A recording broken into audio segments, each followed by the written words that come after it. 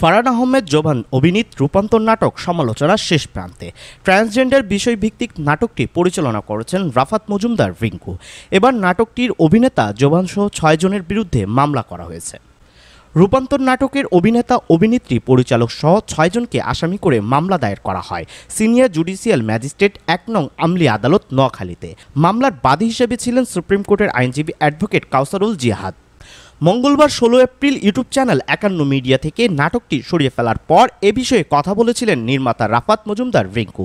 তার মতে দর্শকরা নাটকটির কনসেপ্ট হয়তো বোঝেনি। তিনি বলেন, বিষয়টি নিয়ে সামাজিক যোগাযোগ মাধ্যমে অনেক কিছু দেখেছি, আসলে বিষয়টি নিয়ে আমি কিছু মন্তব্য করতে চাচ্ছি না। এদিকে তুমুল সমালোচনার মুখে পড়েছেন অভিনেতা ফারহান আহমেদ জোবান ও অভিনেত্রী সামিরা খান মাহি। দর্শকদের অভিযোগ, রাফাত মজুমদার রিংকু পরিচালিত এই নাটকটিতে ট্রান্সজেন্ডার ইস্যুকে প্রমোট করা হয়েছে। এ কারণে গত ৩ দিন ধরে কেন্দ্রীয় চলচ্চিত্র অভিনয় করা জোবানকে অনলাইনে তুলোধনা করছে নেটিজেনরা। এছাড়া জোবান ও সামিরা খান মাহি দুজনের ফেসবুক পেজ গায়েব করে দেওয়া হয়েছে।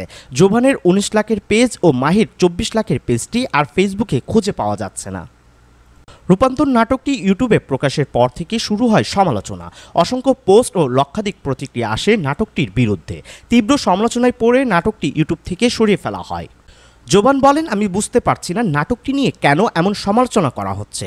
নাটকটির ভিউ হয়েছিল ৯০,০০০, তাহলে বাকি মানুষ তো দেখেনি। আমার মনে হয় তারা না দেখেই সমালোচনা করছে। বিষয়টি নিয়ে আমি ঘোরের মধ্যে আছি, বুঝতে পারছি না কি হচ্ছে।